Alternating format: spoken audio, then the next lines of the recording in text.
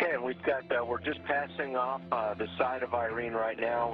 It has taken more shape since we've seen it the last 2 nights. The eye is not yet discernible to tell if it is big. I'll zoom back. Malevolent weather system nearly 700 miles wide. We're following breaking news right now out of Washington, D.C., where a magnitude 5.3 earthquake has been felt in the D.C. area. The Pentagon has been evacuated. We were just talking to Senator Coons of Delaware, who, like so many others right now, slightly shaken by the tremors that they felt. The senator telling me live that the ground literally shook. Workers at Japan's Fukushima plant say the ground under the facility is cracking and radioactive steam is escaping through the cracks.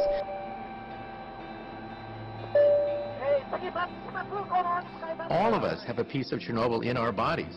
Realize that we could take Geiger counters, scintillation counters, and actually see that radiation from Chernobyl has been incorporated into our flesh and tissue. And that will be the same with Fukushima. That's right. In fact, the whole world will be exposed to the radiation from Fukushima. It means that the radiation went over the Pacific Ocean, sailed over the United States, and it is now circulating around the entire Earth. So we're already getting it. We are already getting radiation from Fukushima. It was a 5.9 that occurred in Virginia, and that is confirmed. No doubt you felt it yourself. Certainly did, Jeremy. Yes, you really wonder what's going to happen next this year. It's an eerie feeling standing on top of the Sky News building here in Washington with sirens howling around us. The streets are full of people evacuated from buildings. It is a rather odd place to have a large earthquake. It's pretty obvious now that we are experiencing a large earthquake uptick. When you look at what occurred in Colorado with the 5.3 and the 4.7s and the 3s, and then if you just look over the last 14 days, look at this. It's an insane number of earthquakes. And when you really start to see the number of 5.0s, 6.0s, you had the 7.0 swarm that occurred over here on the western side of the Pacific. When I look at all around this and I see this swarm of earthquakes, this lets me know that the earthquake uptick is continuing, and it's continuing unabated. We don't know what's causing it yet, so we're really kind of left wondering. Those are softball size.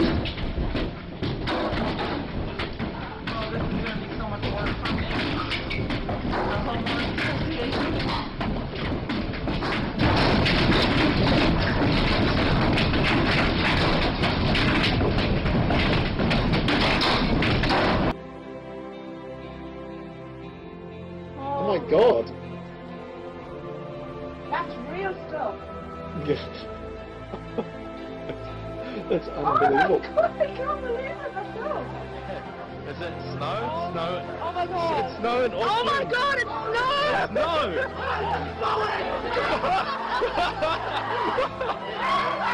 It's snow! It's snow in Auckland for the first time. It's snowing for the first time in Auckland.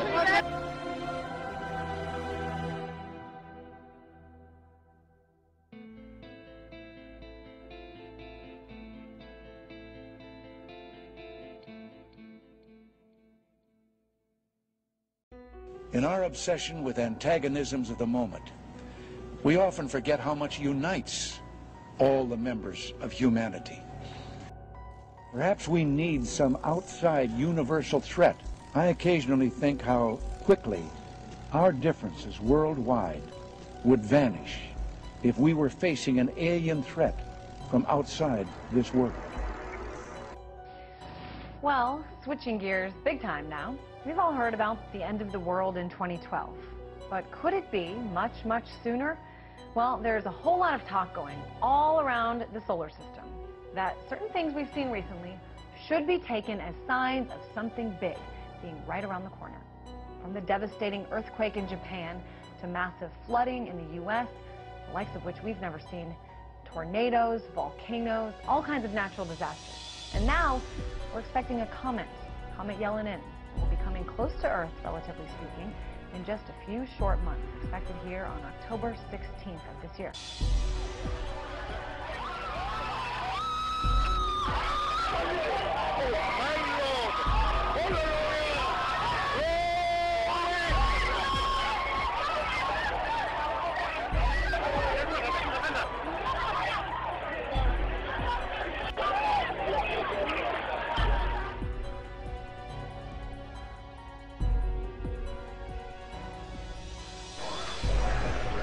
9 o'clock, and it's still all yellow. What's going on here? But you can see the horizon is just this brilliant shade of yellow.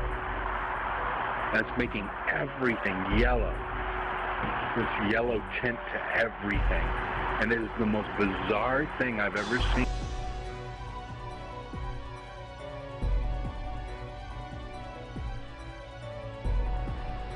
Look at this.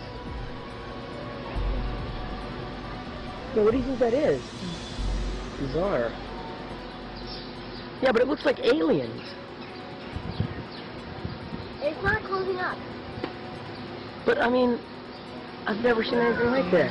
Is there anything in that direction? No. So the sun's over there.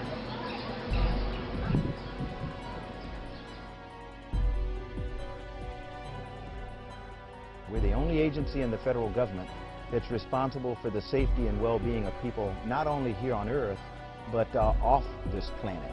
Think about the natural disasters that could occur in your area. Think about attacks that could come like 9/11 from outside forces, and talk to your family about your work and what they need to do to prepare for the unforeseen. You know what it is that you're going to do, know what it is that you want your family to do if an emergency arises, but most of all, be prepared. Is either a 5.8, 5.9, or a 6.0 magnitude earthquake. There, according to the USDC, okay, this is the District of Columbia Fire and Emergency Monstrous Services. Hurricane Irene tightened its aim on the eastern seaboard, threatening 65 million people along a shore-hugging path from North Carolina to New England, the strongest to strike the East Coast in 7 years. You can still see monuments to Vladimir Lenin almost in every Russian town, but things are beginning to change, and from Lenin they're moving to alien. Russia's first monument to cosmic visitors has just been unveiled in Perm region.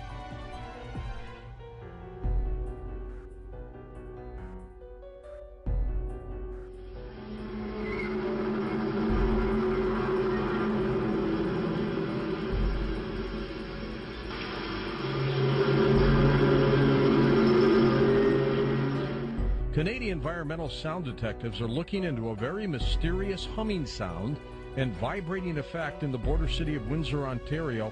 That's right across the Detroit River from Detroit. Ontario's Ministry of the Environment has received more than 300 complaints since March about this phenomenon that residents describe as a low-level, throbbing hum in the evening. Now, a lot of people around the United States have heard this too. As a result, the ministry has set up seismic and sound monitors, but there hasn't been any official word on just what's been recorded. Since the humming began in March, theories of its source have abounded.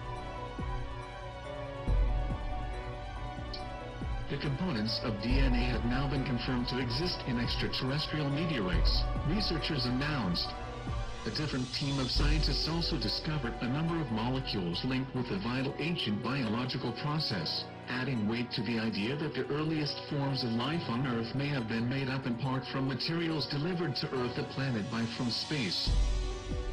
A crisis of leadership. We've been talking about this all week. But what if there was some sort of outer space crisis? An alien invasion sounds crazy, perhaps, but then who thought we'd ever see the stock market swing 5% a day all week long? So maybe it's not as far-fetched as it sounds. If aliens invaded, who would step up to lead us in that fight, and could we even win? Well, the Kepler satellite currently orbiting in outer space has identified about 50 planets that seem very much Earth-like. In fact, every week we discover another Jupiter-sized planet in outer space. But a few of them may have intelligent life, perhaps even more advanced than what we have on Earth. Now, so how does this actually work? When Discovery decided they were going to do a show on alien invasions, your phone rings because you're on the sort of speed dial for theoretical physicists who can help them do the war game for how this might play out? Well, believe it or not, we physicists have actually studied the question of what happens if we do encounter a hostile advanced civilization in space. Either the aliens don't bother with us because we're simply too primitive, or if they do invade, it'll be more like Bambi versus Godzilla. The fact that they could be 1,000, 1,000,000 years more advanced than us.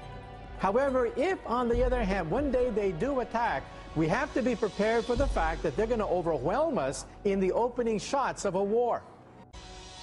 Perhaps we need some outside universal threat. A lot of people are concerned about it. We've done a lot of research on Comet Elenin, and what we found is that there's a lot of missing data on this comet. NASA claims that it's a harmless little fuzzball of ice, won't come any closer than 22 million miles to Earth.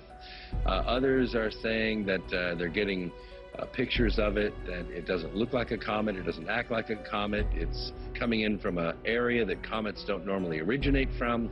We have sort of a maelstrom in our galaxy where comets originate, and this one's not coming from that neighborhood. So there are a lot of things about this comet that don't make sense. Couple that with the arrival of a very large asteroid along around the same time, coming in from a different angle, and the launch of the new emergency alert system on the same day of the arrival of that asteroid. And you have some very strange coincidences that it seems the officials are not being upfront about. I occasionally think how quickly our differences worldwide would vanish if we were facing an alien threat from outside this world. Now, I'm wondering if there can't be an upside to all this. I'm a big fan of the original Star Trek series, and it was only when, there were alien civilizations that seemed to challenge the Earth that you found that the Earth got its act together for the kind of global governance that all the visionaries say we need that if we're going to deal with climate change, if we're going to deal with all the modern issues, global finance, where the sovereignty of individual nations is actually a political barrier to solving these big problems. So can there be an upside to the alien threat? Believe it or not, when President Ronald Reagan met Mikhail Gorbachev, we now know during the transcripts of the meeting that he said that if we were ever attacked by the Martians, you and me, the Soviets and the capitalist U.S., would be allies in the fight against the Martians. Well, that's how Ronald Reagan looked at it, and believe it or not, there's some truth to it. If we are faced with a common enemy in outer space, it would indeed help to unite the Earth, just the way Ronald Reagan said. Hey guys, look, the aliens are coming. Look, my dude. We're live on 174. You can see we out here. Look, me and the homie, shit is real. What the hell? The alien invasion? I have no idea what is that.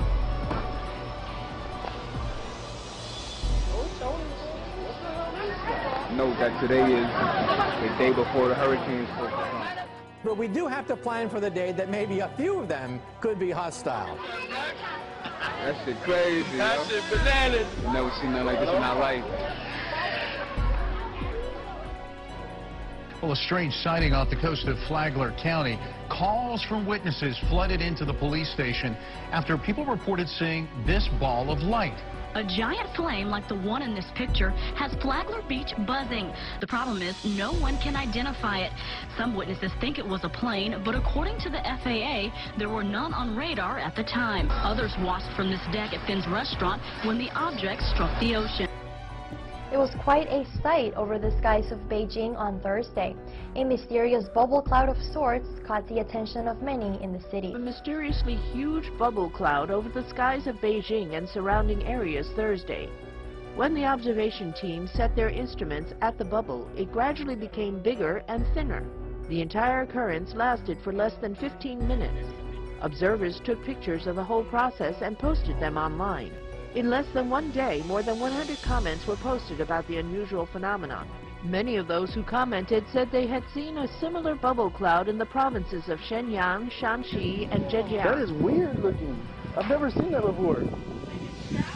Have any of you guys ever seen a shadow behind a cloud? That's what it looks like. It looks like a shadow. There's like 3 layers of it, basically. That is freaky looking. That is weird. A suspected meteorite has fallen across the ancient Peruvian city of Cusco. Residents of the capital of the Inca Empire were surprised to see the object shooting across the horizon at around 2 o'clock in the afternoon. Local officials are still trying to determine where the object may have landed.